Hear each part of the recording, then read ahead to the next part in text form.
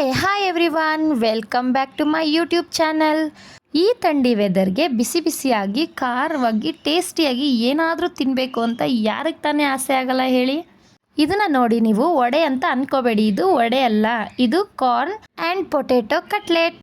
ಇದನ್ನು ಮಾಡೋಕ್ಕೆ ನಾನು ತೊಗೊಂಡಿರೋದು ಒಂದು ಸ್ವೀಟ್ ಕಾರ್ನ್. ಇದ್ರ ಮೇಲ್ಗಡೆ ಇರೋ ಸಿಪ್ಪೆನೆಲ್ಲ ನೀಟಾಗಿ ಬಿಡಿಸ್ತಾ ಇದ್ದೀನಿ. ಸ್ವೀಟ್ ಕಾರ್ನ್ ಯೂಸ್ ಮಾಡಿಕೊಂಡು ಬೇರೆ ಬೇರೆ ಥರ ರೆಸಿಪಿ ಎಲ್ಲ ಮಾಡ್ಬೋದು. ಇವತ್ತು ನಾನು ಮಾಡ್ತಿರೋದು ಕಟ್ಲೆಟ್ಟು. ಇದನ್ನು ಒಂದು ಕುಕ್ಕರ್ ಹಾಕ್ಕೊಂಡು ಮೊದಲು ಬೇಯಿಸ್ಕೊತೀನಿ. ಕುಕ್ಕರ್ ತೊಗೊಂಡಿದ್ದೀನಿ. ಕುಕ್ಕರ್ಗೆ ಹಾಕಿ ಇದಕ್ಕೆ ಸ್ವಲ್ಪ ನೀರು ಹಾಕ್ತಾಯಿದ್ದೀನಿ. ಜೋಳ ಮುಳುಗಷ್ಟನ್ನ ನೀರು ಹಾಕ್ಕೊಳ್ತಾ ಇದ್ದೀನಿ. ಈಗ ಇದಕ್ಕೆ ಒಂದೇ ಒಂದು ಆಲೂಗೆಡ್ಡೆನೂ ಸೇರಿಸ್ಕೊಳ್ತಾ ಇದ್ದೀನಿ.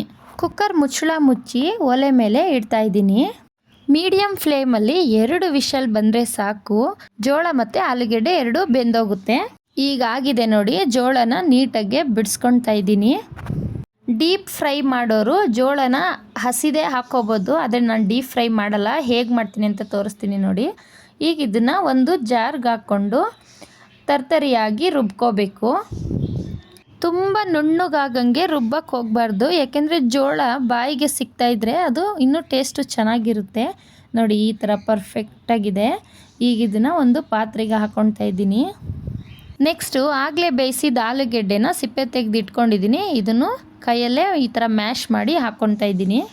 ಇದಕ್ಕೆ 2 ಸಣ್ಣದಾಗಿ ಹೆಚ್ಚಿರೋ ಈರುಳ್ಳಿ ಹಾಕ್ಕೊಳ್ತಾ ಇದ್ದೀನಿ.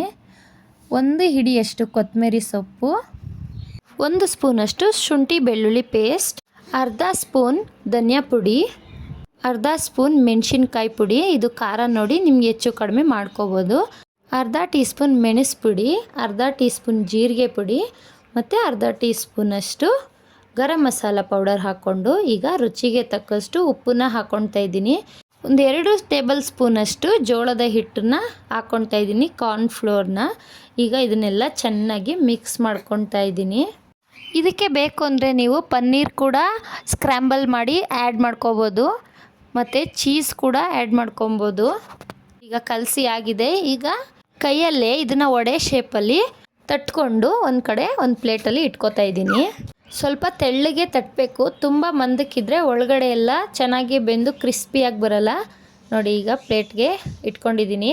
ಈಗ ಒಲೆ ಮೇಲೆ ಒಂದು ಪ್ಯಾನ್ ಇಟ್ಕೋತಾ ಇದ್ದೀನಿ. ಇದಕ್ಕೆ ಸ್ವಲ್ಪನೇ ಎಣ್ಣೆ ಹಾಕ್ಕೊತಾ ಇದ್ದೀನಿ.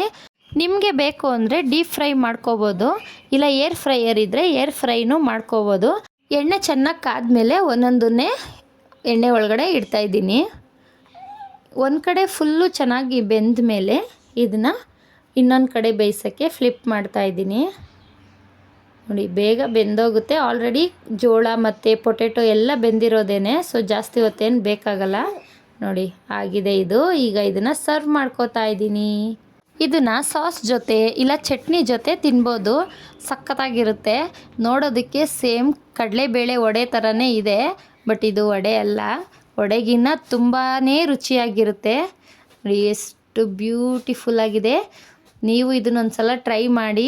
ಈ ರೆಸಿಪಿ ನಿಮಗೆ ಇಷ್ಟ ಆದರೆ ನನ್ನ ವಿಡಿಯೋನ ಲೈಕ್ ಮಾಡಿ, ನನ್ನ ಚಾನಲ್ನ ಸಬ್ಸ್ಕ್ರೈಬ್ ಮಾಡಿ, ಶೇರ್ ಮಾಡಿ. ನನ್ನ ವಿಡಿಯೋ ನೋಡಿದ್ದಕ್ಕಾಗಿ ಥ್ಯಾಂಕ್ ಯು.